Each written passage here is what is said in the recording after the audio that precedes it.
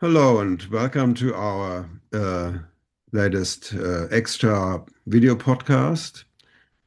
Just as a matter of introduction, I'd just like to say that Extra is an initiative of the World Academy to map and continuously monitor existential risks, as well as emerging countermeasures, and to present the results in a concise manner so that policymakers and anyone else who may be interested can use it as a trusted source to gain an overview of how risks are evolving and interacting to produce what some of us call the polycrisis. In this discussion, we will link the scientific and critical realist approach of Extra with world systems theory, and we are fortunate to have two eminent proponents of this approach with us here today. First of all, our distinguished guest, Heikki Patomäki, who is professor of world politics at the University of Helsinki and a highly respected expert and author on world systems theory. Previously, Heikki was working as a full professor at the University of Nottingham-Trent and also at RMIT, a university here in Melbourne, where I'm based. And elsewhere, he's been visiting professor in many places. The International Studies Association awarded him with the Outstanding Activist Scholar Award in 2020. This recognized his strong engagement, among others, with the Network Institute for Global Democratization, the International Council of the World Social Forum, and his participation also in the inaugural meeting of the International Attack in Paris. Attack is an activist group, in 1998. And from our own Extra team, we have Barry Gills, who is a Professor Emeritus of Global Development Studies at Helsinki also, and formerly was Professor in Politics at Newcastle University. He's co-founder of the EXALT Initiative on Extractivism and a Fellow of the World Academy of Arts and Science. He's a US-born political economist and sociologist with a PhD from the London School of Economics, and a co-founding editor of the journals Review of International Political Economy and Globalizations, which is a very famous journal, and is editor-in-chief of the latter. He has served on the editorial board of Third World Quarterly since 1992. In 2019, he received the James Rosenau Achievement Award from the International Studies Association for his work on globalization. Also from the Extra team, we have with us Ortiwn Renn, who was a professor in environmental sociology and technology assessment at Stuttgart University, where he also directed the Research Center for Interdisciplinary Risk and Innovation Studies. He's also the former scientific director of the Institute for Advanced Sustainability Studies, or IAS, in Potsdam, near Berlin, and a world expert on transdisciplinary risk analysis and the polycrisis. Finally, I'm Thomas Reuter. I'm the chair of Extra and a member of the board and executive of the World Academy. I'm an anthropologist, professor at the University of Melbourne, basically an Asia expert, and have researched across a wide spectrum of themes and social settings, from food security to globalization, from national power elites to indigenous people and their issues. I have a long history of engagement also in international organizations at the Science Politics Interface, from Future Earth to the International Science Council and others, IPCC, IPBES, and so on. And I was co-founder and chair of the World Council of Anthropological Associations. But without further ado, let's get started with today's topic. Now, polycrisis or systemic risk is a key to understanding and governing existential risks. The underlying assumption is, or insight, is that we live within a global system that continues to change and evolve and currently is not able to provide adequate risk governance. Indeed, may also be said to be dysfunctional, thereby creating these risks in the first place. Before we explore such global governance inadequacies and systemic dysfunctions, however, and some of their myriad reflections in current affairs, allow me to begin by asking you, Heikki, to sketch for us briefly how your own thinking about world systems developed over the course of your career, and looking at the different topics you have explored and their interconnections, and which no doubt will tell us something also about the general development of this field of inquiry. And I guess in the course of it, you will also perhaps somewhat define world system theory for our viewers, as say opposed to the idea of the international system. Over to you, Heikki. Thank you. Let me first clarify that even though I use the term world system, it's not necessarily in the world systems analysis sense. But let me start with the historical background. As a teenager in the 1970s, I already was rather well versed in the global problems of the era. Those included the possibility of a nuclear war, the third world poverty, and also ecological problems. I mean, the Club of Rome report, for instance, was discussed at my home and at school. And I mean, I think Finland was a pretty enlightened place in the 1970s and 1980s. I studied at the university in the 1980s, and my first encounter, I started in physics and mathematics, but my first encounter with social sciences was economics. I didn't know it at the time, but the professor who actually introduced me to economics was a global Keynesian, and he was the only global Keynesian in Finland ever in any economics department. Anyway, so I got somewhat enthusiastic about economics at that point. I switched to social sciences to economics, but then I was taught the basics of neoclassical economics, so with the formal approach, micro 1, micro 2, macro 1, macro 2, and so on. And I started to explore what's wrong with that approach. And one of the things that I encountered or found in the 1980s was Immanuel Wallerstein and the world systems analysis. I also, so there was a brief period when I was extremely enthusiastic about this approach because it seemed to be able to overcome some of the problems of social sciences, and it had this holistic globalist viewpoint, this world system as a whole. And then the idea was also that by looking at things from that kind of a totalizing perspective, I mean, you can actually find some law-like regularities in the world, which can possibly be used for some emancipatory purposes as well. But quite quickly, I also started to see that there are problems with that approach as well, particularly it's structuralism and functionalism. So I read a lot of philosophy as well, the social critical theory, social theory, scientific realism, various approaches. I mean, I encountered Pierre Bourdieu, Anthony Giddens, Jürgen Habermas, many others as well. And so I took some distance from the world systems approach, but it left a lasting impact in terms of thinking about the world as a whole. And in that sense, I still use the term world system. There was a brief spell. I moved into international relations with 2 MAs, one in economics, one in politics. I moved into international relations, and that happened at the time when the Cold War ended. And at that point, things seemed to be very fluid. Many things seemed to be possible, and rapid transformations were taking place. And at that point, also theoretically, I became more involved in post-structuralist ideas as well, which I started to incorporate into my critical realist basic approach. And so that was a kind of a brief spell, but I returned to political economy and global political economy in the course of the 1990s. And you mentioned, for instance, attack.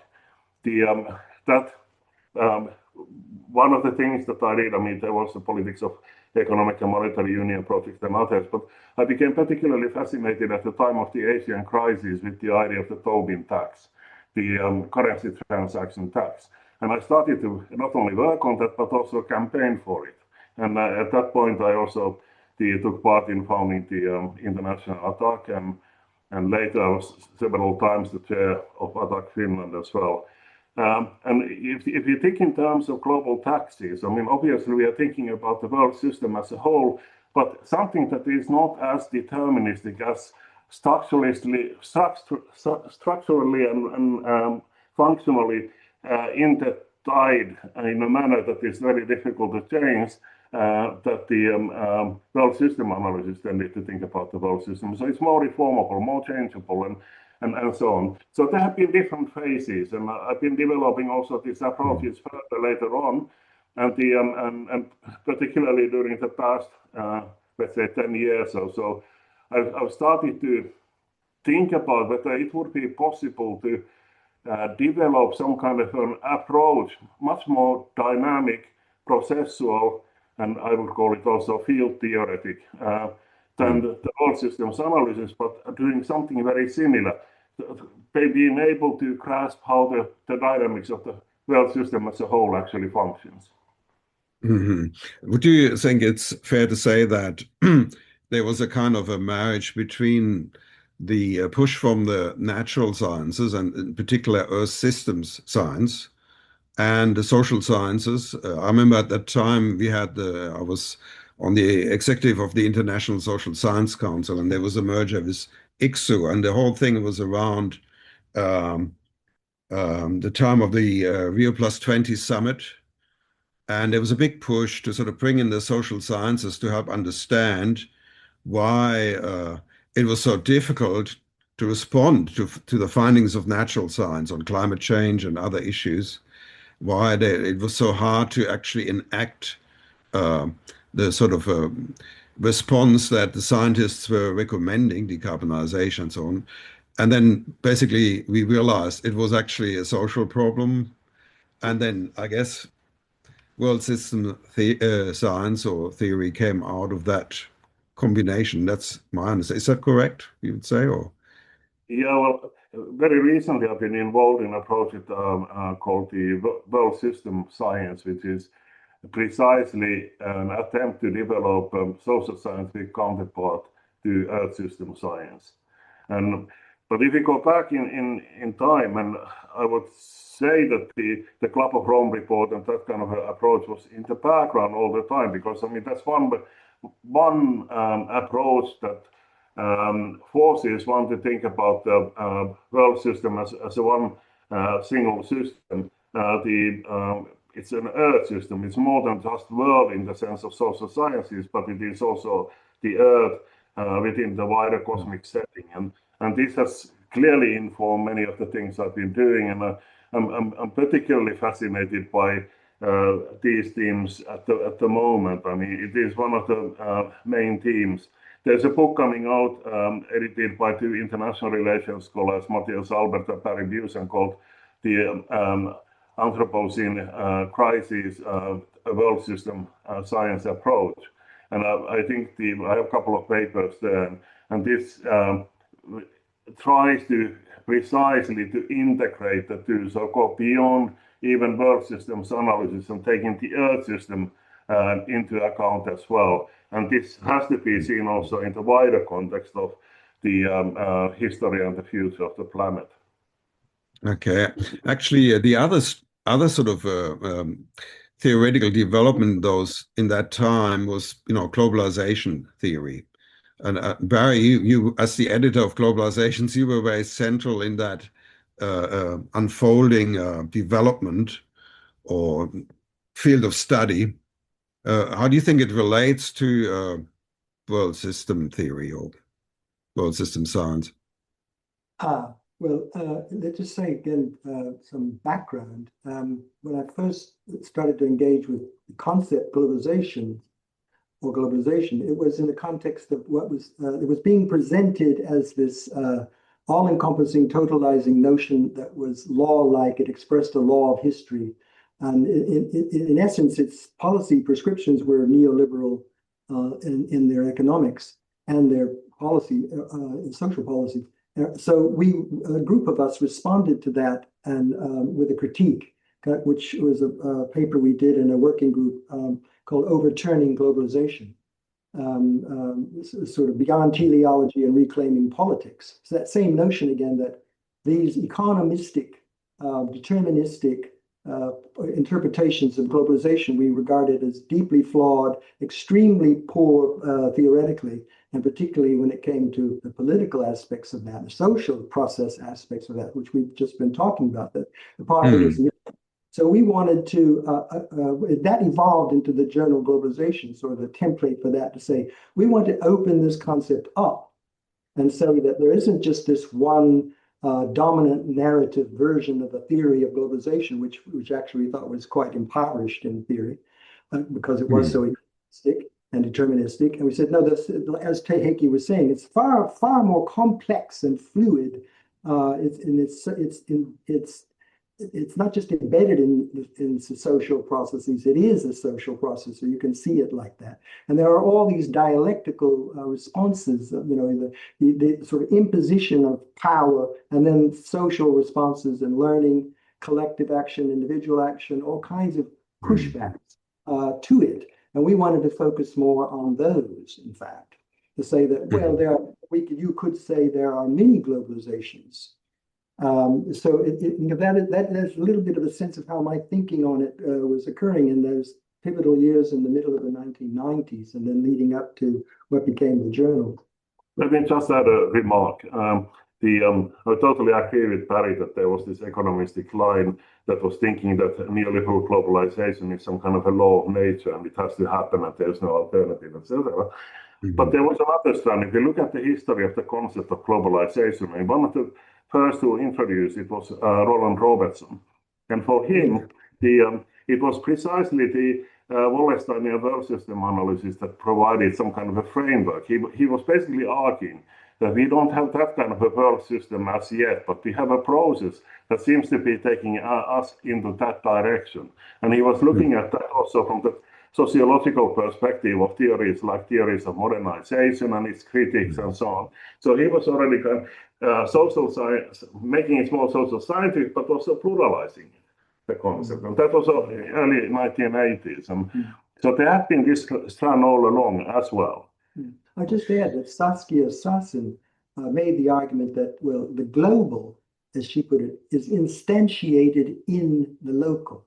So the idea of these kind of heuristic separations is very misleading.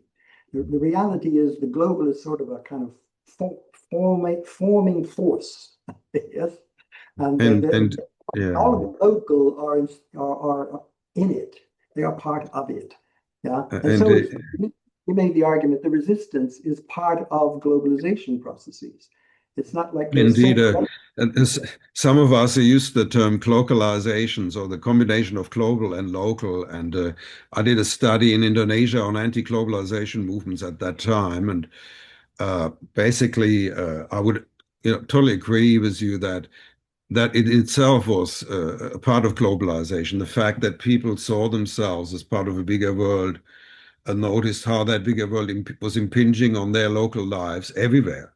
And we connecting in that way, and at the same time also resisting or appropriating and basically asking, these movements were basically asking for the right to actually be globally connected on their own terms, rather than imposed terms. At the very moment when I was asked to start this journal, Globalizations, I ventured over to the World Social Forum in Porto Alegre, 2002. And there was already this another world is possible out there, and all this huge gathering of tens of thousands of activists from around the planet. It was very inspiring. There was a moment of great energy there. That thing now, that we're in a moment of history now where I think so much is going to be possible to actually resist this the hegemony of neoliberalism, this kind of globalization. And these forces will be able to find ways of networking and combining and find new kinds of collective action. There was a real excitement in that time, and that was corresponding directly with the launch of the journal. Now, I don't know what you think about these theories in history, and also to an extent in anthropology, that essentially the history of humanity or human civilization is one of ever increasing differentiation and therefore interdependence. This is fundamental to a lot of social science, the idea that with the division of labor there was increasing interdependence in the city-states, then the rise of nation states, and now we've reached this point of global interdependence. So there's that sort of trend. And at the same time, we've now reached this point where, we have basically a failure of the Earth system and of the world system, if you like. And the term that we use in extra a lot is polycrisis. And Ortiwn is very much an expert on that and has published widely on it. And Ortiwn, I was going to ask you how you think that the emergence of this polycrisis, or the rising awareness that we are heading into a really dangerous territory, collectively, humanity as a whole, how that's sort of shaping a sort of a global sense of global citizenship, or a sense of a need for taking the next step and in our sort of development of governance structures. Well, thank you very much, Thomas. I think the key word you mentioned is really the interactions between different types of crisis, different developments, also between different concepts of globalization, which you just heard. And the main focus of polycrisis is really that we're not focusing on one crisis, on one phenomenon, but we're trying to focus on the relationships between phenomena. And these relationships can amplify each other. Sometimes they attenuate each other, but most times they amplify each other. They can cascade into new crises. If two crises come together, they may create a third one. And the second point that's very important is that if you address just one crisis, you may actually worsen the other crisis. So optimizing one thing can then lead to a really bad outcome in other dimensions. Another thing is also a very good link to globalization theory we just heard. I mean, globalization theory is optimization in terms of efficiency. And sometimes even it's not that even, but at least that's a promise. And efficiency is only, one goal for humankind. And we can see that efficiency can destroy resilience. It can destroy fair distribution. It can destroy relationships between humans and groups. So in that sense, polycrisis reminds us that things are interconnected, and these interconnections have a major impact, which goes far upon the impact of each crisis by itself. So in short, we have to think both globally and systemically. That's the order of the day. Yeah. Yeah. I mean, you couldn't think, globally, locally, we just said, I mean, that is all kind of connected, but also the systems are connected and the division into whatever the physical world, the social world, the political world is really not helpful anymore, because see, those are very much connected, and Earth system science, as we just mentioned, has, major impacts on the social systems and the other way around. Yeah. And what we witness today is really that kind of interaction that makes our life partially miserable, but also, of course, partially very valuable. Yeah. I'd just like to also emphasize the point that Heikki and Barry made before, that globalization does not mean some kind of top-down universalism, but thinking global is also encompassing and acknowledging the diversity of the different situations people face around the globe. And at the same time, sort of the common shared interest that we have in facing threats such as climate change, which will affect everyone. But I'd like to now sort of focus a little bit on these dysfunctions in the system that have produced this crisis and that are preventing us from good governance.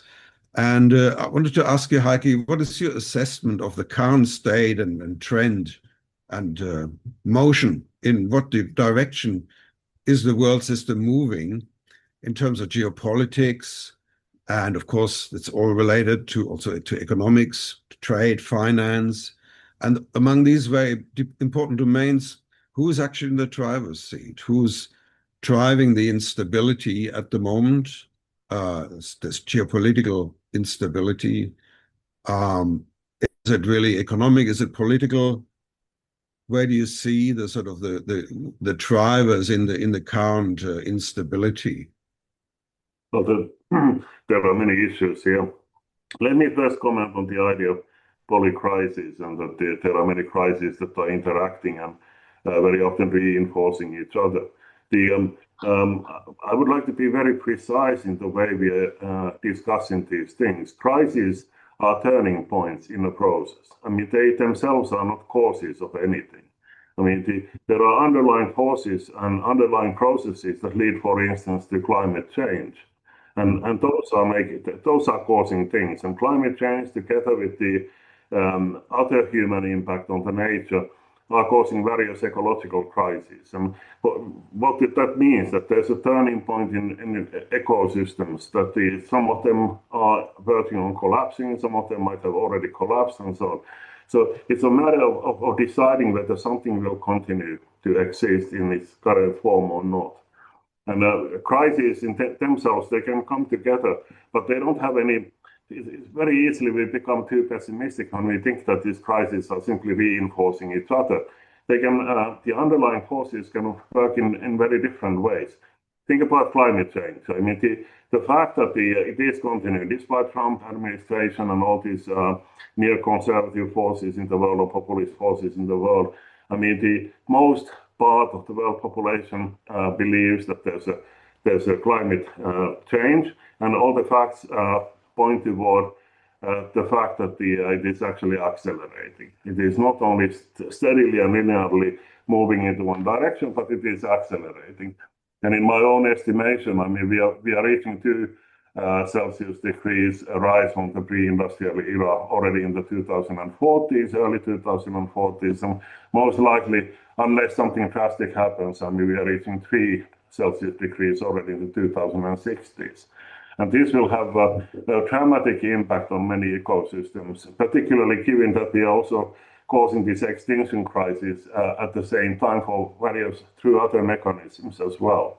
Now, the fact that this, particularly when actors start to reflectively and reflexively anticipate that this is the case, I mean, that we are going to face these kinds of changes, some kind of an urgent and much more far-reaching response is needed than what we have seen so far. And this can actually create the conditions for some kind of a breakthrough in the systems of global governance that then can serve as a model and provide or facilitate changes in other fields as well. So we want to introduce, let's say, global taxes in other fields. I mean, that might become possible. Realizing something like an international global clearing union to make the world trading system and monetary system more balanced and less conflict prone than the current one might become possible. So one crisis can actually create the conditions for a breakthrough in the world system in one area of governance that then can change also the conditions in other areas of governance as well. So there are also positive feedback loops that can generate also progressive reforms and progressive changes. So I don't think that we should be overly pessimistic about these things, but we have to be able to see also emancipatory possibilities and how these underlying forces and processes are generating conditions that can actually all of a sudden make also positive changes possible. Yeah, the idea that crisis and opportunity lie close together at times, indeed. Yeah, exactly. But if you look at the sort of political aspect of it that you've already touched upon, it has impact on so many other risks. It's a risk amplifier. If you have geopolitical instability and populism, we've seen how that impacts or reduces the ability to act on climate change, for example, climate change mitigation, with climate change denial suddenly in fashion again.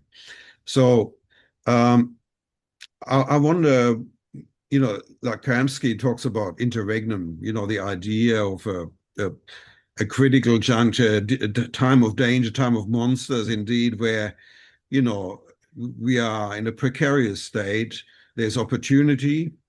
There's certainly a lot of pressure to innovate in terms of governance, and there's also a reactionary sort of force of denial. And how do you understand that sort of process of denial or reactionary response to a crisis? Is it really about the existential risks that we all subliminally aware of, whether we deny or not, or is it about economics and exclusion and inequality and the the results of 50 years of neoliberalism, I suppose.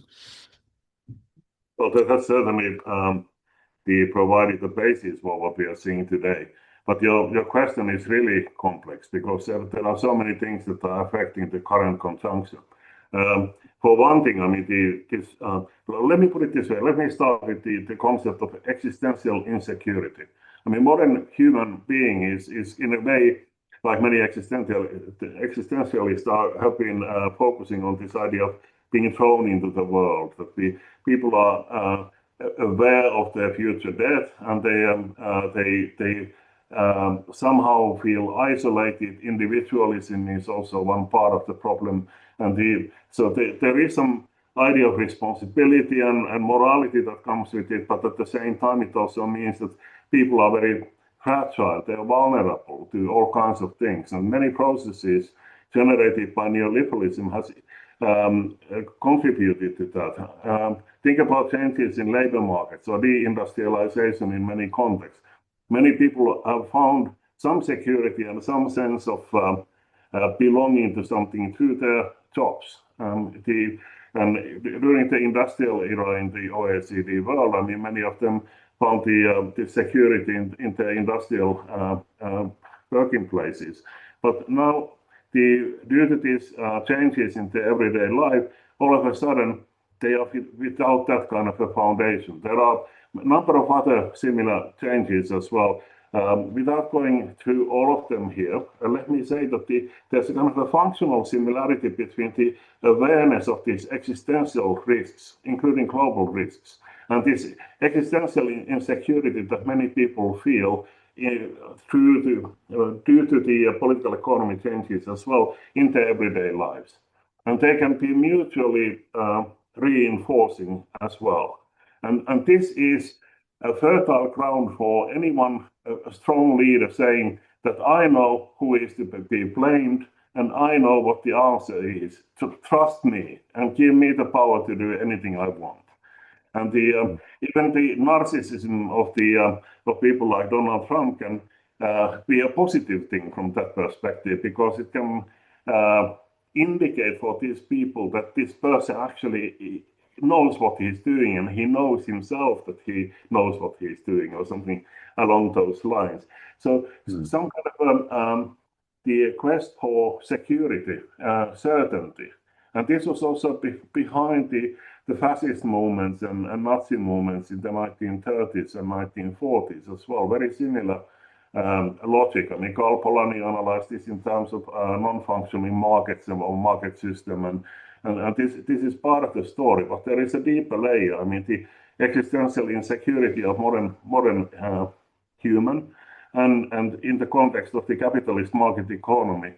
During the social democratic era in many European countries, for instance, I mean, people found security also in the fact that the society provided for them. I mean, not only giving them jobs, but also otherwise, health and education and everything else was taken care of.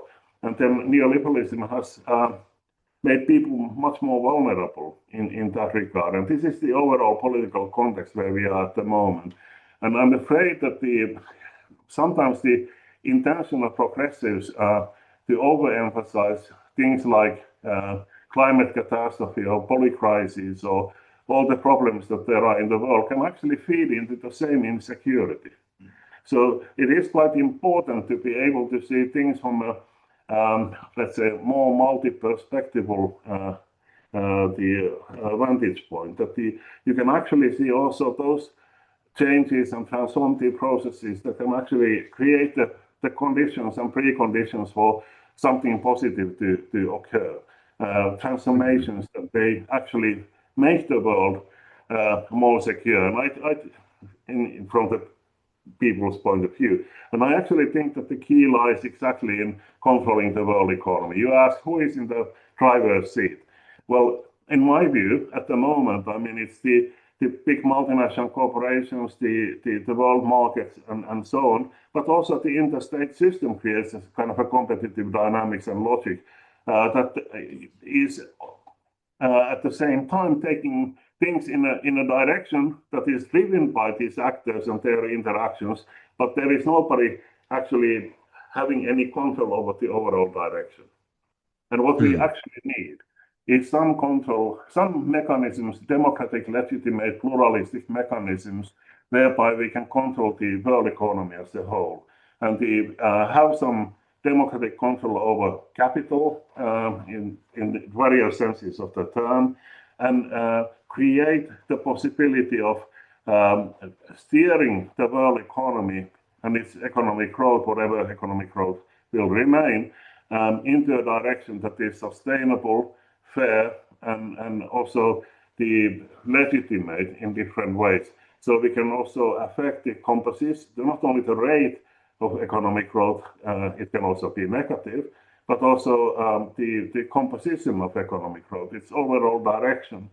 And by creating these kinds of mechanisms, I mean, humanity can take a step toward, or actually a leap, toward having at least some semi-control or partial control over its own future. And I think this is something that we need.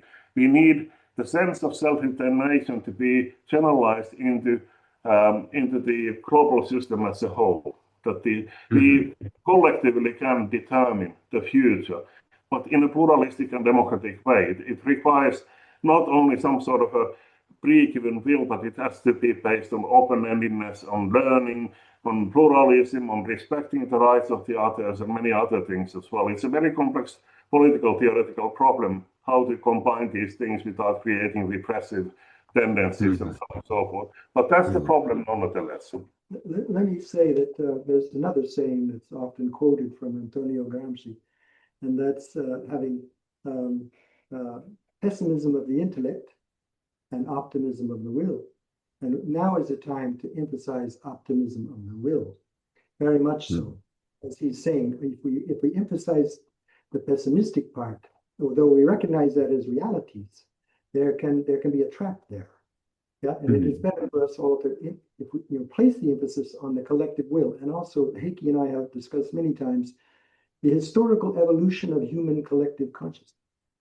And that the planet, some people call it planetary consciousness, but the actual reflective awareness of hundreds of millions of human beings that we are one, and that the planetary, the Earth system is one. It is integral. You cannot separate parts, and so on. That we have a state system imposed upon one humanity. This is a huge problem, because at this time in history, we need something far more collectively capable of addressing these crises with solutions that actually work for our own survival. So I remember that it was in the late 90s again. I put forward this proposition of the paradox of globalization, of neoliberal economic globalization, is that these processes both weakened and mobilize vast social forces of resistance. And I think this has come to fruition over several decades. There has been a gradual weakening, but parallel to a kind of provoking. And so that process is continuous. And then we need to emphasize the potentialities in that those forces that are responding in ways that are kind of counter-hegemonic, right? It's now about that, and the imagination, the narrative, the vision that humanity might share. That this is a debate that has to happen. Indeed, it's something I've also written about, the need for collective imagination, and I've very much thought about the preconditions for collective imagination. Because if people sit down to imagine a desirable future together, there has to be certain conditions in terms of communication, and I also think very much of Habermas's theory, a big influence on me as well. And if it has to be a sort of, as Habermas said, a sort of a rational exchange, and it's only possible in a democratic setting, or whether you call it democracy or not, but a setting where basically everybody's heard, and there is a sort of a coming together of different understandings, a pulling together of knowledge, and a joint commitment to work towards a particular future. That's how I've basically see it. And in terms of the evolution that we're going through, I mean, a few hundred years ago, people would have found the idea of identifying as a nation state quite far-fetched. And now we feel already the nation state is a little bit small for many of us, certainly for us, those of us who are thinking in a cosmopolitan way. The nation state is becoming too narrow a thing to identify with. And we have this awareness of being in one planet, in one boat, so to speak, being part of a differentiated whole, and that definitely is happening in the collective psyche. There is this sort of sense of the Earth as a unified whole, and also the space age has made it possible for us to look at the Earth from the outside, and all these sort of developments have changed people's perspective. But before we go right into the solution side of things, I just wanted to say what is happening with elites, because that's another area that I find is vital. What's happening to elites, and why is it that who are the elites who are determining the direction of political action, controlling nation states? If they're are they transnational elites? Are they factions, between globalists? Sometimes we talk about globalists and the sort of populist nationalist factions in elites. Where do you see that playing out? Ortiwn, you wanted to say something on that? Well, actually, if it's possible, I just wanted to give just a few words of clarification, because Heikki, you had, looked at the term of polycrisis, said, well, it's not really dealing with causes, and you're absolutely right. I mean, the idea of polycrisis is that it is something has happened and we need to adjust to this. So it's really on the adjustment side of things, and to make sure that we are prepared for this. The anticipation side we call systemic risk analysis, and systemic risk is something that you anticipate. And then you can see how do these different risks interact, and what can I do in advance to reduce the risk, or to minimize, or to have some kind of reduction. And also then, of course, it's very important to look at causes. And the second aspect I'd like to add to what we just discussed, and we can come to the elites, is that, if you think about all these complexity issues that we're dealing with, and of course, that's also very irritating for many people. And the word complexity has become almost a word like, you can, if you want to get no attention, use the word complexity. So in a sense, what I was saying is that complexity is also a key to opportunities. And if things are connected, if you find the right knot, if you find the right intervention point, you can also affect a lot of systems that are affected by this one point. And that, I think it's the issue of hope, or the optimism that you had raised. But I think we also have let's say a methodological, systematic access to this kind. It's not just, we have to be optimists in order, to be credible. The complexity concepts tell us, well, things can get worse if you don't understand the complex interactions, but it also gives us an opportunity, if we have a better understanding of them, to have the right intervening points to affect a whole set of different systems. And I think, as you pointed out, using whatever the capital market, or using the energy systems, I mean, those are all catalysts. And in that sense, I think there's good reason also for using this kind of knowledge to more solutions. And that I just wanted to add, and then get back to the elitists, which you may want to say more about that. Yeah, the reason I brought up the elite thing is precisely for that reason, Ortiwn, because I'm wondering, the world system is this giant beast, and where do you start? And I like the metaphor of acupuncture. You find the right spot to apply the pressure, and for that you have to understand where the control points are in that system, who's got actually the influence. And when I did my elite studies, one of the most disconcerting findings was that most of the people I interviewed or spoke to in all, in all aspects of elite, the elite circle, most of them didn't feel that they had much control. That they had to. The system kind of dictated how they operated, even though they were powerful actors. They still felt they were had to play by the rules of the system, and didn't have a lot of freedom.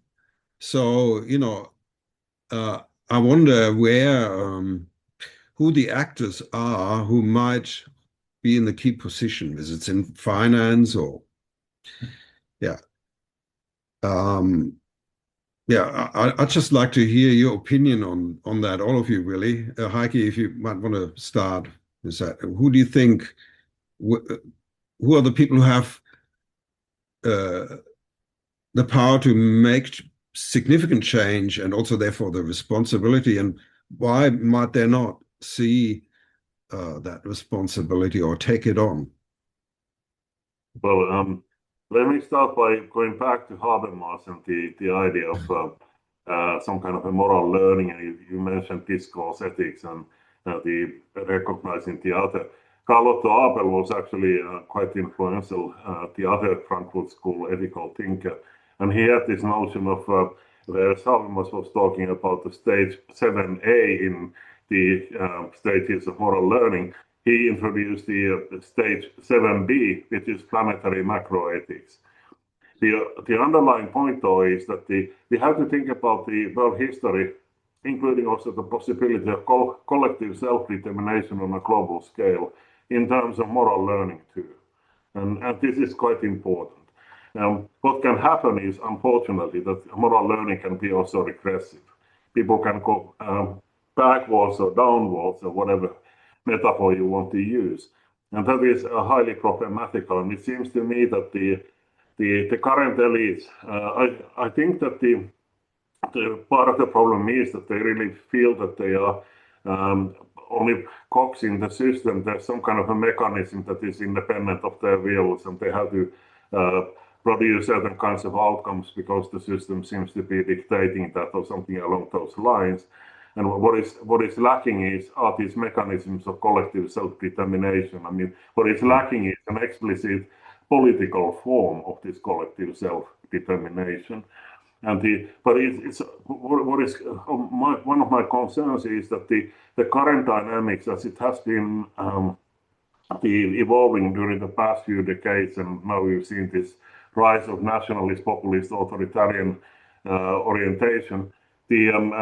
The problem is that there seems to be a kind of a slide downwards in terms of moral learning as well. And this nationalism is very much part of it, because once you become critically reflexive about the underlying ethical and moral and political principles, you need to be able to justify whatever you do, not only within a given community, but for all moral persons in the world, or in the context of all the moral persons in the world. And that suggests, however you function in everyday practices, I mean, that suggests some kind of a cosmopolitan perspective, globalist perspective. Planetary macroethics, I like the term very much because, I mean, it indicates some of these things. I think that because we lack those actors and we lack those institutional mechanisms of collective self-determination on a global scale, those are things that need to be built. And I have two main ideas. I mean, I've been developing these for some years now. The first one is to develop some kind of a transformative political actor. And I have, in particular, I have in mind world political party. So world parties rather than national political parties. And I think this is an idea. The time might be ripe for this kind of an idea in the 2020s and 2030s. And there are already like some versions of it. We have the Democratic International, we have the DiEM25 movement, and we have a couple of other similar kinds of attempts, Great Transition Initiative and others, who are playing with this idea that we can politically organize on a global scale as well. If there are no political actors who think in global terms, then it's very difficult to see how this process of collective self-determination might occur.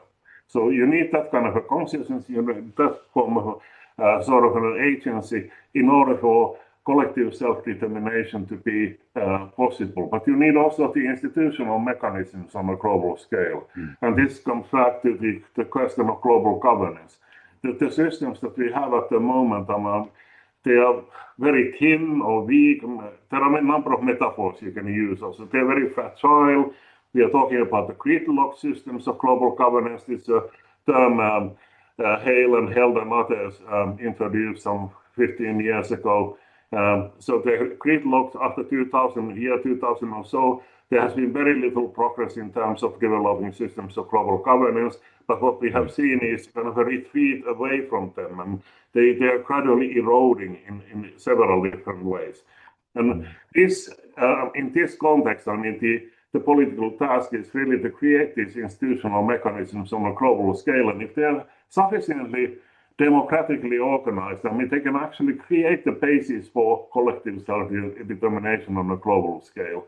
And in addition to these functional organizations that we can develop, which can be also organized democratically and be made legitimate in that way, we can also introduce some wider global institutions. And of course, the most obvious idea is a world parliament, that we have a representative body that is able to speak on behalf of the humanity as a whole, or more, even more so on behalf of the planet as a whole.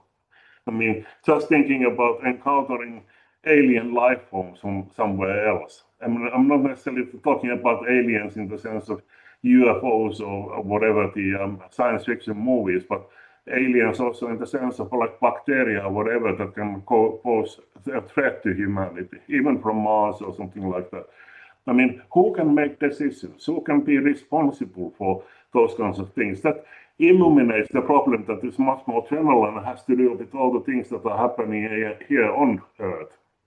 That we need some kind of a body that is able to articulate a kind of a collective will of the humanity as a whole, and can speak in the name of the world community, can speak on behalf of the humanity as a whole.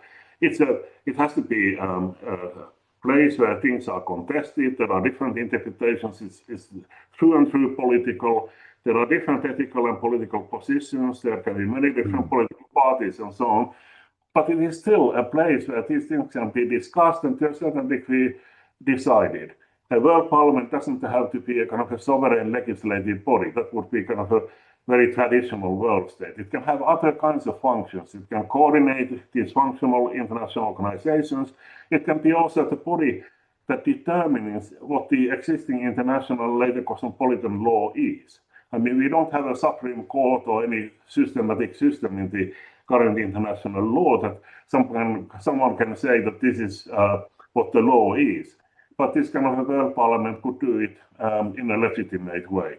I stop here, but I just try to illuminate the problem of how to create the institutional and agential conditions for something like collective self-determination on a global scale to happen. Yeah. Did you want to come in on that issue? Actually, I wanted to give Heikki an opportunity to talk about his concept of temporal socialism.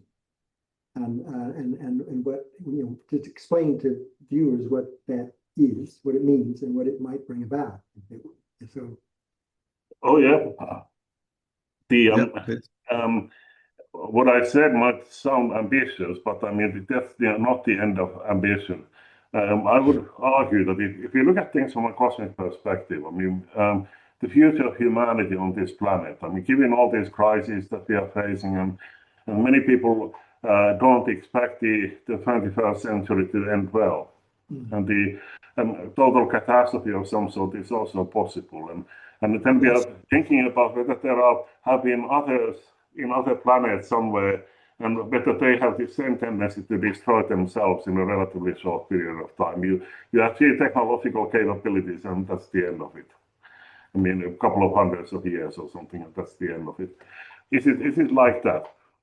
My argument is that any species like us who has evolved into a technological civilization, needs to be able to organize its institutional and collective life in a manner that is very long in terms of its temporal horizon. It has to be able to look into the future and take the future into account in various ways. And there are institutional, we can talk about justice and intergenerational justice and those kinds of things and issues. They are really important. But at the same time, we can also think about ways of representing the future in the decision-making systems here and now. So instead of simply having parliaments representing the current generation, I mean, people who are now politically active and voting and so on, we can also have representatives of the future generations as well. And they can have a say on these decisions. Either they can be people who have assumed that role, or we figure out various other mechanisms of thinking about what the interests and ideas of the future are. There are a number of experiments, and this is a kind of a growing area in political science and philosophy, that people think about different institutional mechanisms of ensuring that the future is taken into account when we make decisions right now. And this can be understood also in terms of temporal socialism. The currently, I mean, what determines our temporal horizon is, particularly in the capitalist world economy, is the market mechanisms that determine what the interest rates are and discount rates are, and those determine how much we can or give weight to future values, future things, or future paths. This is very short-sighted. I mean, usually it means that we are talking about only a few years or at the very most a few decades ahead. I mean, that's the absolute maximum. And the thing about temporal socialism is that we organize our collective institutional life in a manner that actually gives due weight to the long-term future as well. So instead of being some kind of a partly privatizable thing that is then used in the marketplace to determine profits and costs in various ways, we think about the future and time more generally in terms of some kind of a collective endeavor. So we have a cooperative project, cooperative institutional mechanisms in place that ensure that the future is appropriately understood as some kind of a collective project. And the idea is that this will last a long time to come. Yeah, I mean, I think you mean collective in the sense of inclusive. Am I right? Indeed. As in leaving nobody behind. There's a long tradition and experience in various indigenous peoples and their assemblies that you take into consideration in the assembly and decisions you're making for the seventh generation. And when we talk about sustainability or resilience, you know, the idea is that ask yourself collectively, are we being a good ancestor? Are we being good ancestors? We have a moral responsibility to our descendants because we literally do pass on a world to them, even to the seventh generation, you see. So we should not do destructive harm to the foundations of life, for example, that would harm those future generations. And this is something that's so missing in the institutions we currently have around much of the world, outside of the still vibrant and existing norms of certain indigenous cultures, right? Indigenous people's cultures who still do take some of this into consideration when they try. So and this is a kind of global ethics and morality. You know, so ask yourself, am I being a good ancestor? What would it take to be a good ancestor? Because I have a moral responsibility to our descendants and the descendants of everyone. And if we want to cultivate this optimism of the will, we can say that if we succeed in doing something like this, create the basis for cooperative, sustainable, with a long temporal horizon. I mean, from that perspective, we can say that the history of the humanity is only about to begin. I mean, the so-called world history so far has been about these ridiculous men riding their horses and having their swords and doing nothing particularly meaningful. But we are looking toward the future where the things that we may have even difficulties to imagine at the moment. Like it was difficult for people of the 19th century to imagine all the things that we have in the 21st century. In the same way, we look at or anticipate the world of the 23rd or 24th century or something like that. I mean, there can be so many things that we can't even imagine now.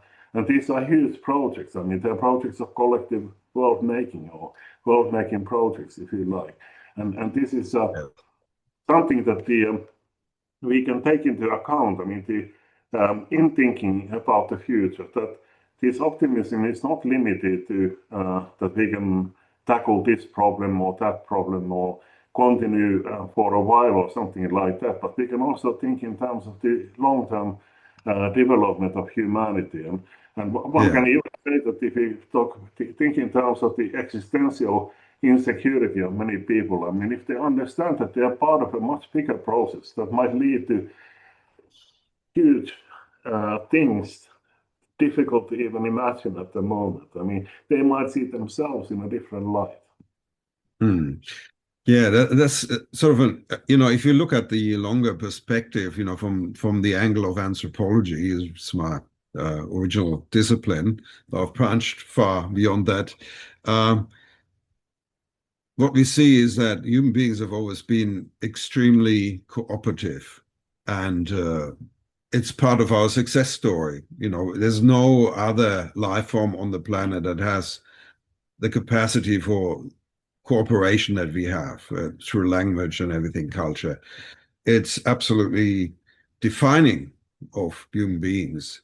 The other thing I keep saying is that, for 99% of our history, we've lived pretty much sustainably.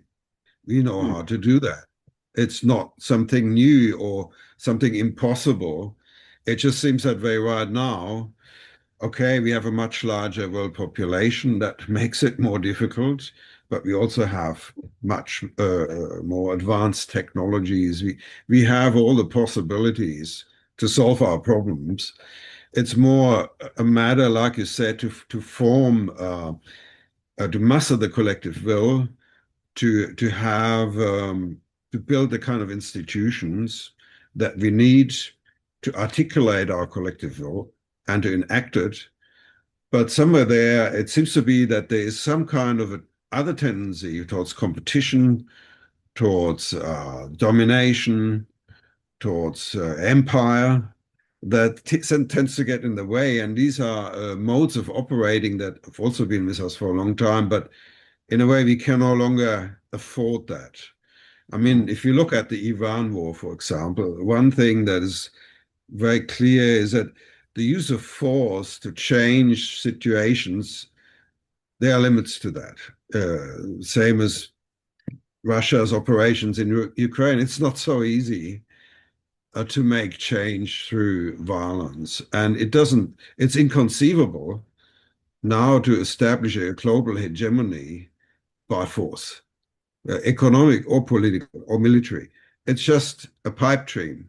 It's not going to happen. Not when you have nuclear armed major powers. You just cannot do that. And you can only push it so far before it gets to that point. And I think there's a great risk that Russia could be pushed to that point at the moment. So really, there are no answers in that direction. There's no answer. It may seem like in the moment of existential anxiety and insecurity that it conveys a sense of strength, but it's actually a panic reaction. It's actually a sign of losing control and not really knowing what to do. And so on the other hand, I wanted to ask you though, of course we can imagine a better world, and a better world is clearly possible and within our reach. But where are the green shoots? Where do you see the green shoots in terms of moving beyond, say, national economics, as you've been advocating in some of your writings, Heikki, move to a global economic methodology, a global perspective on how to generate prosperity. So I guess where do you see the green shoots? You know, it seems to be really quite difficult to make that happen. Example, G20, OECD efforts to have a tax treaty, an international tax treaty, so that corporations can't any longer slip through the net by going to low tax jurisdictions. And then, you know, recently the Trump administration's withdrawn from that plan, you know. So we have these sort of, it seems to be, there seems to be a lot of goodwill in many places, but also a lot of spoilers, you know, and the same with fossil fuel, phasing out fossil fuels. We now had the new summit for fossil-free future, which is basically saying, well, we're tired of the spoilers. We want to talk, have a coalition of the willing, so to speak, to tackle the fossil fuel issue. Where do you see the green shoots and the obstacles in a realpolitik sense? First of all, I agree entirely with your description of the past of the humanity, that this is a cooperative species and its success is based on that cooperation, and that the many communities in the past have lived sustainably for long periods of time. I mean, that's all true. I mean, the problem is now more difficult than ever before. Not only are we nearly 9 billion people on the planet, which is totally exceptional. I mean, when the Industrial Revolution started, we had just reached 1 billion only. And the second thing is that the problem is now to find a way of cooperating on a global scale. And this is a much more difficult task than anything that we have faced before. And getting to Mars is simple compared to organizing our collective life on this planet. It is not comparable to technological solutions. It requires much more, and the cooperation of many people over extended periods of time. So there are many obstacles and there are many difficulties. And in my book, World Statehood, I discuss many of them. Some of them have to do with the problem of legitimization. I mean, however you organize these institutions, I mean, there will always be resistance and opposition against them, and you have to be able to tackle with these kinds of things in a democratic and pluralistic way and sustainable way, and it is not an easy task. The process itself is complicated. We need these coalitions of the willing, as you mentioned, but we still have to get the others to follow suit as well. So if one country like the United States all of a sudden says that, oh, we are not going to take part in this or that system, and they have done it so many times during the past 30, 40 years that I can't even count. Then, of course, I mean, the systems are not fully global, and it creates all kinds of competitive tendencies and so on and so forth. And the problem of violence, I mean, it is not limited to any particular wars or anything like that. We have the capacity to actually destroy much of the planet anyway, by means of weapons of mass destruction, nuclear weapons, but also some other weapons as well. And these new technologies, nanotechnologies, artificial intelligence, and many others can be used for similar kinds of purposes as well. And so we have all kinds of difficulties that have never existed before. We have created a problem that in the next phase we need to solve one way or the other, in various ways, in fact. And I think that the problem can be tackled, but it can't be tackled all at once. But what we need is some kind of an understanding of us taking part in an open-ended and complex, sorry, I'm using the term complex, but I actually like the term quite a lot, the complex process of world history. And we have to be prepared to unexpected things to happen while we can still try to achieve something that we somehow think that has emancipatory potential, can actually transform things toward the better, can be progressive and so on and so forth. But it's not like implementing one single vision.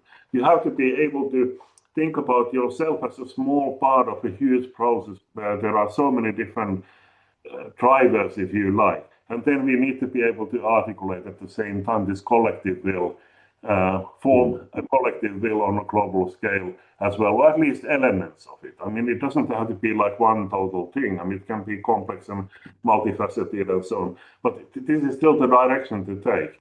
And it's a big task. And I like to think about this as a really interesting and intellectually hugely stimulating task. In a recent paper, if I may quote briefly from that, you say that we need to investigate the prospects of global political integration by developing the notion of world-making projects, or WMPs, as historically grounded, forward-oriented collective efforts shaped by the dynamics of agency and structure. I think that's very much also like I think Marx once said.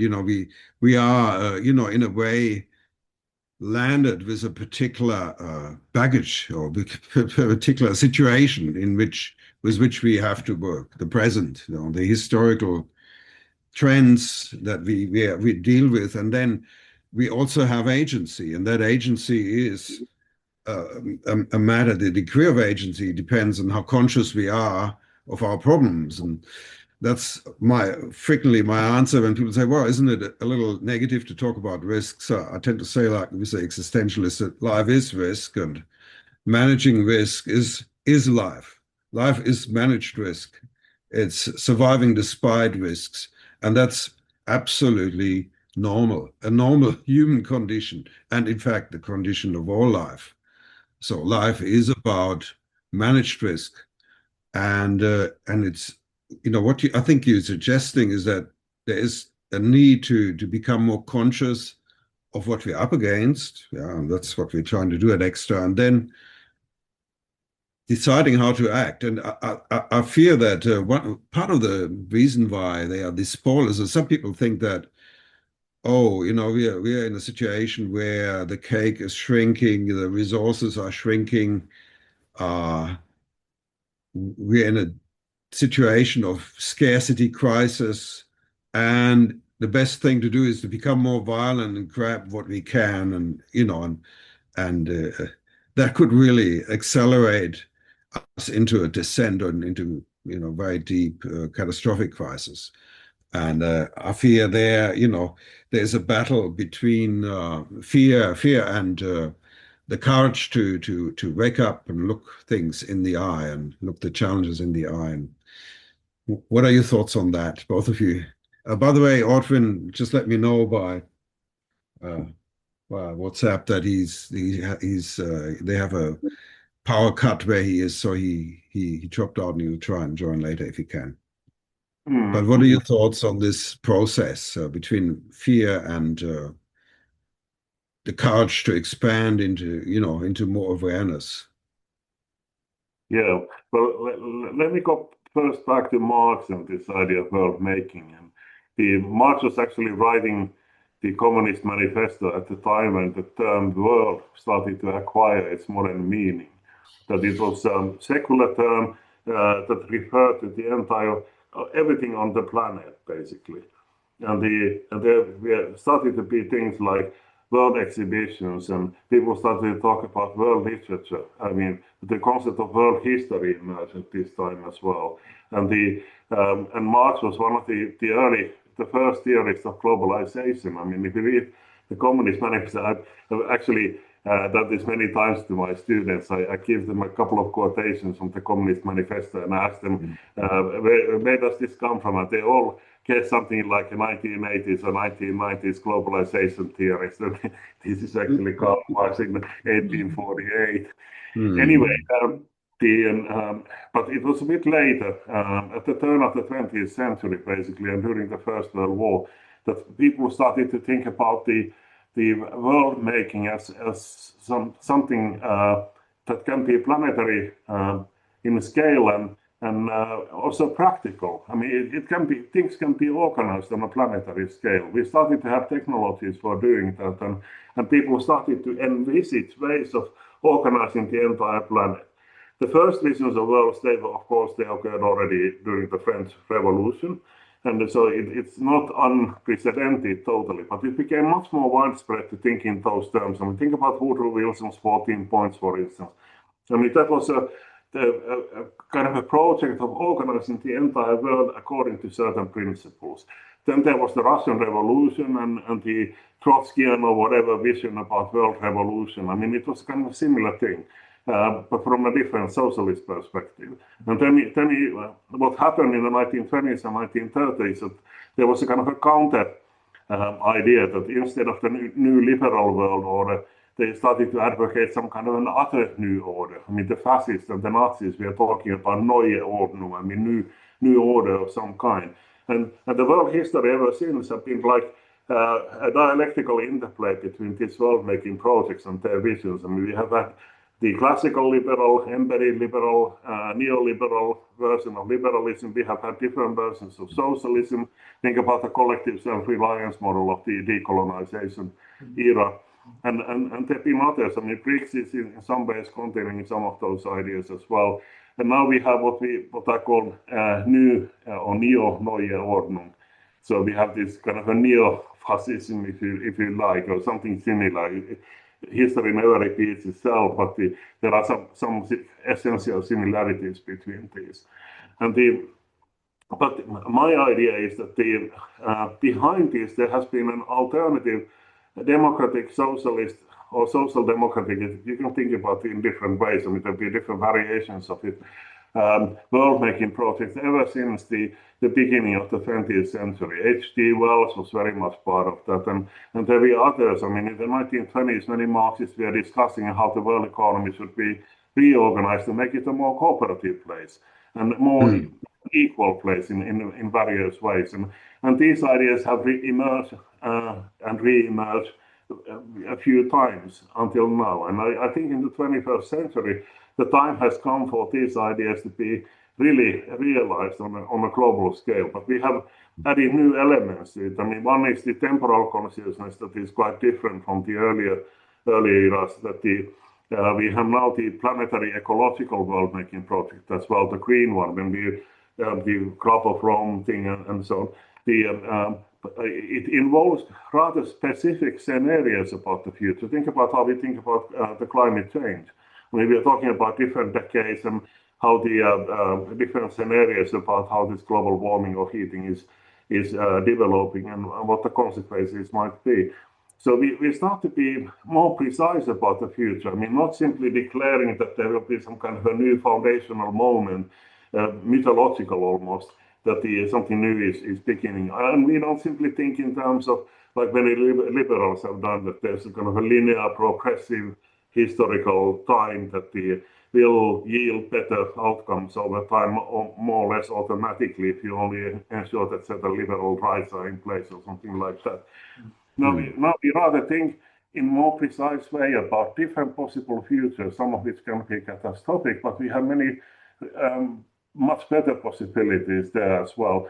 And we can also think in terms of different timelines. When we are thinking about global institutional design, we can think about the feasibility, different contexts that can be more or less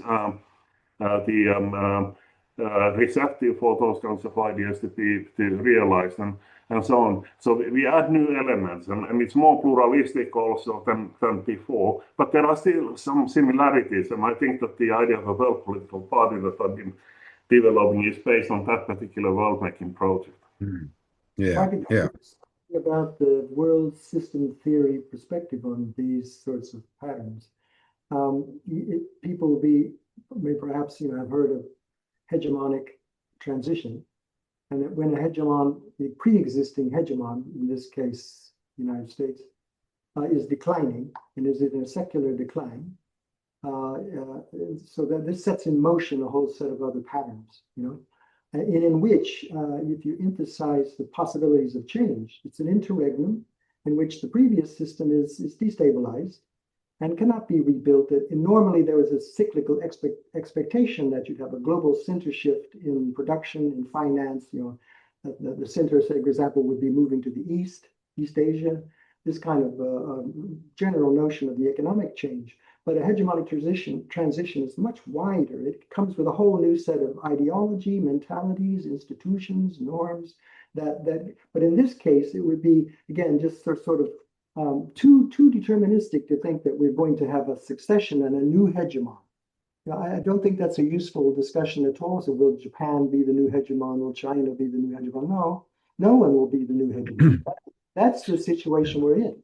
But it's a great kind of flux in which you can have creativity to innovate new institutions of what called global governance, that meet this situation, because a great deal of destructiveness comes in, and competitiveness and rivalry and often conflict and war come in a hegemonic transition, in that interregnum, which we're experiencing. And domestically, it can mean a morphing into much harder, state interests, raison d'etat, the reason the state dominates, because of you're in a mode of intensified competition between the various powers in the system. That is the point that we're in. Okay, we recognize it as real. Yeah, but the story doesn't stop with just recognizing those negative trends, right? It's that they also open up the possibility, including from vast numbers of people in social movements. Because the problem with the new international economic order, some of us said years ago, was that this intergovernmental nature of it in the global round was a weakness, and that Kissinger developed a divide and rule tactic. It was very explicit. We can divide the less developed countries of Southern Africa from the Northeast Asian industrializing countries, from the oil exporting countries, and it was a strategy in order to try to stop this new movement that the global South was demanding, a whole reordering that wasn't so systematically biased against its own interests. And that could be revived. I mean, I don't know what we would call it. It would not be the new international economic order, I don't think. But, the idea of reviving global round, which everyone sits round saying, we don't have a faith that, China will be the next global hegemon, we need something radically different. But it has to be decided collectively. We need a global round to decide, or let's look at this again. Let's look at all the trade rules, the financial rules, how capital moves. I was just thinking before, when Heikki was talking, maybe we need another Brandt Commission report for the 21st century, something like that, But who would commission it and who would listen to it? That's the thing. There's a grouping of French economists and others who just published the Global Justice Report, and it is a little bit similar to the Brandt Commission report in some ways. I mean, they actually go through various institutional reforms on a global scale, and they have a kind of a global Keynesian perspective. Yeah, and there was the difference between the new international economic order and the Brandt Commission report is not that they are totally dissimilar. Some of the ideas of the new international economic order was incorporated into the Brandt Commission report, but they had this more the interconnected vision about the world economy, that the aggregate global efficient demand in one place is dependent on what happens in other parts of the world. So, for instance, I mean, if you look at things from a European perspective, the competitive pressures coming from China might be quite different if the workers in China would get better benefits and better salaries, and because then that would increase in the demand of the goods coming from Europe, etc. And so these are all interconnected things, and it's quite important that we can see those interconnections. And so yes, we do need, of course, Brandt Commission report was like in one particular moment in world history, and they had very specific concerns. It was the Cold War era, and the global warming they talked about it, they mentioned it a couple of times, but only in passing. I mean, it didn't seem so important at that point yet. And there are a number of other contextual differences as well, but there are many things on which we can build, and if some kind of an authoritative grouping of persons took the task of creating a report, somewhat similar report at the moment, I would be all for it. Also, I wanted to ask, in terms of green shoots or potential developments that point in the right direction, what do you think about BRICS, which is kind of an interesting arrangement because it's not really an alliance, but it's more a forum cultivating a shared approach to global issues. How do you see that, as a model? Also, the EU, of course, not on a global scale, but the whole process of dialogue between nation states, finding common interests, building a sort of an order of peace around that. ASEAN is another example. How do you evaluate those experiments? Or what do you see as promising? Well, there are certain promising things. I mean, of course, BRICS as an organization is quite weak, and they don't have any clear decision-making procedures, not to speak of democratic ones. And but there are some interesting things. I mean, one is that the BRICS countries, many of them at least, have been demanding more democratic ways of organizing global governance. I mean, think about the IMF or the World Bank, for instance. The Chinese and the others, they have many times made this claim that the decision-making rights should be distributed much more equally. And the absence, and then they've been also favoring all kinds of other reforms. I mean, for instance, in the context of the global financial crisis, the director of the Chinese Central Bank proposed something like a cosmopolitan currency, very much along global reserve currency, yeah. Yeah, exactly. I mean, resembling the idea of a global or international clearing union, very Keynesian idea in many ways, and cosmopolitan for that as well. So in the absence of these kinds of reforms occurring on a global scale, they have resorted to more limited reforms amongst themselves. But this is positive to the extent that they actually can create systems of cooperation independently of whether the Western countries are resistant to the ideas of these kinds of changes. That I think in many ways could be legitimate. I mean, the reorganizing decision-making powers of creating something like a clearing union and all kinds of other things as well. There's also some continuity to the idea of the collective self-reliance model of the 1970s and the new international economic order. So, for instance, I mean, they emphasize a lot South-South cooperation and the creating alternative ways of dealing with things. And the paradox, of course, is that because China has become so dominant and so big in economic terms, that there is a tendency to creating something like post-colonial relations between China and, let's say, some African countries and the African actors of various kinds. So it's not without any paradoxes, and it's not only a positive thing, but there are many positive signs, and I think the many things that are worth supporting as well.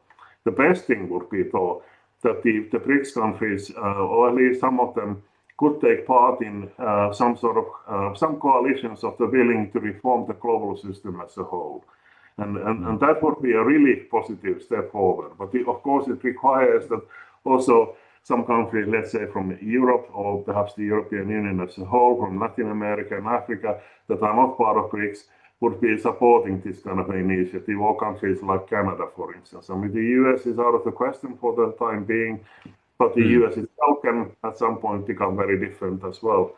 I mean, Indeed, what we are seeing now is not the end of history for the US either. And the United States can also change. Indeed, the US could very well be imagined as leading that process towards multilateralism in an awareness that it could actually be very good for America and everyone else. Yeah. That would be very, very ideal, but at the moment that's not the case. But as you said, we should not, be too depressed about the momentary situation there. Yeah, that's right. I mean, it's also very important not to create new enemies or anything like that by essentializing other actors. I mean, thinking that they are like somehow predetermined to be evil or bad or imperialistic or violent or war-prone or whatever. Yeah. And it is important to see the transformative potentials in everything. I mean, everything is processual, things can change, bad things can happen, and actors can commit bad acts. But it doesn't mean that they are unchangeable. New things can't occur, learning can't occur, if they can. Yeah, certainly. Yeah, I think, the first thing that comes to my mind is the end of the Cold War, that moment of sudden change and unthinkable things happened in a very short time. There was, great opportunity there. And contrast that at the moment, with the sort of lack of diplomacy, this lack of conversation with the opposite side, which I see as very problematic in Europe at the moment. But but these things can change suddenly. Yeah, and the same applies to Russia, for instance, as well. And I think it's deplorable that the European countries or the EU doesn't want to have any dialogue with Russia. I mean, the war could have been avoided if they had had a real dialogue about NATO expansion and other things. They didn't, but they could try something like that now, and that could also overcome the problems of the Trump administration negotiating with Russia directly without the involvement of the Europeans. The Europeans could actually be strong on multilateralism and principles of international law and so on. But if they simply see the Russian Federation as some kind of an enemy, that they only need military deterrent against Russia, I mean, then no sort of dialogue is possible, and they're only worsening the situation. And this is the problem of essentializing the other. I mean, we shouldn't essentialize anybody or anything. I mean, bad things can happen and actors can commit bad acts, but it doesn't mean that they can't change and no dialogue is possible, or that these things come unprovoked or something like that.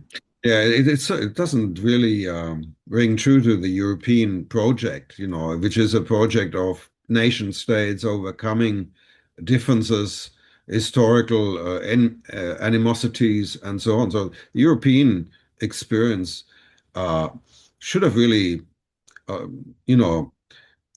provided tools for also dealing in a similar manner with other countries outside the EU. But for some reason, I think, that's a complicated story. Perhaps we can't get into that, how that crisis developed.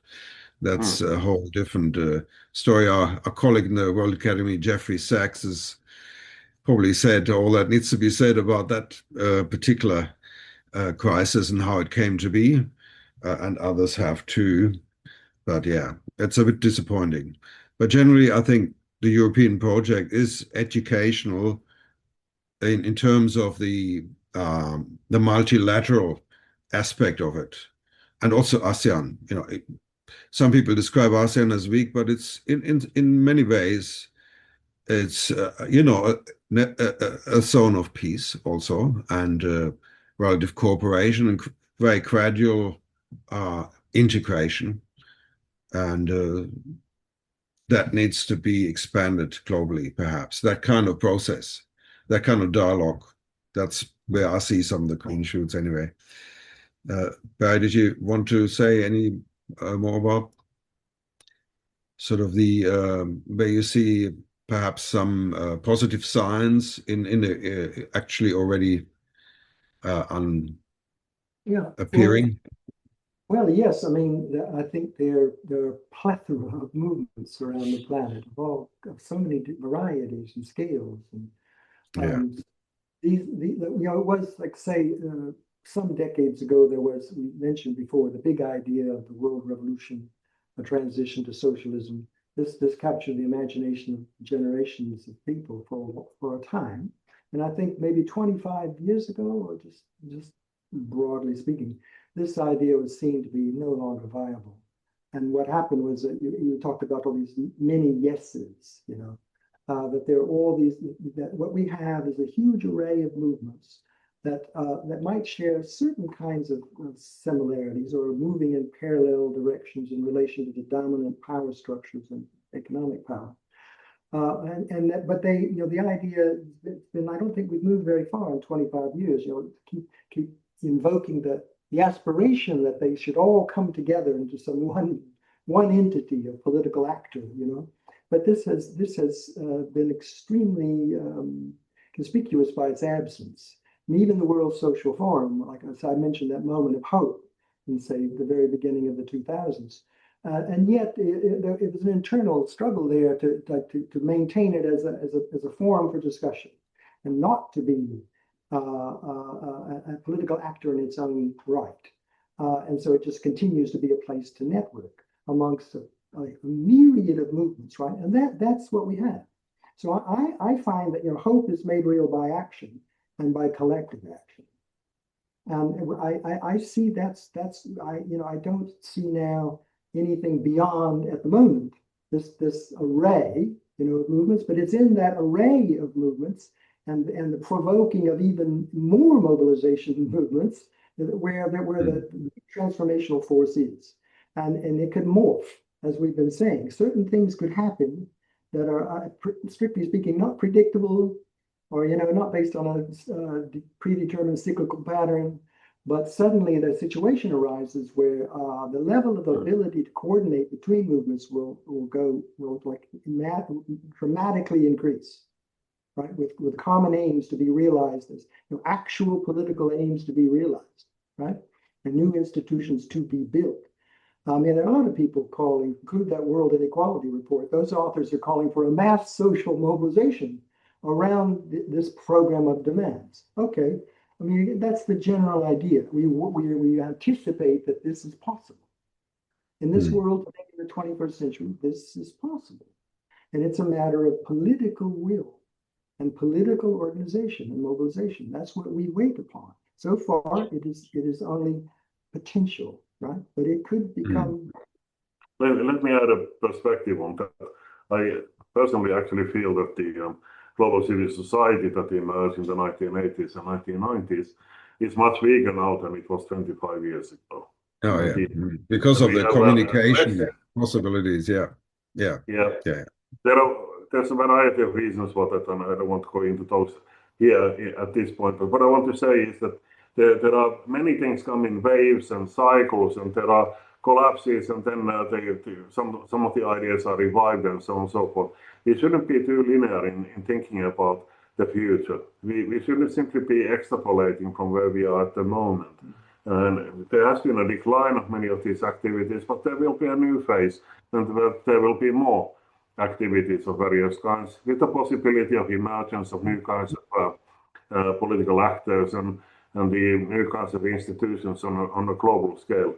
Similarly, if we think about the problem of democracy, Huntington famously said that at one point in the early 1990s that there have been three waves of democratization. First in the 19th century, then after the First World War, after the Second World War, and then the third one starting in the 1974 revolution in Portugal and expanding into the Latin America, and then came the end of the Cold War and the Soviet bloc and so on. After every single wave of democratization, there has also been a backlash. And now we are seeing we are going through the backlash of the third wave of democratization, and there are definite causes behind it. The mechanisms of neoliberal globalization and changing power relations, and we talk about the existential insecurity and all these conditions. But these things are changing. They are on the move. They don't stay the same. And I'm actually convinced, and I have anticipated in some of my writings, the fourth wave of democratization. The qualitative difference to the earlier phase, though, is that the other waves of democratizations were confined to national states mostly. And we are talking about late 19th century and 20th century.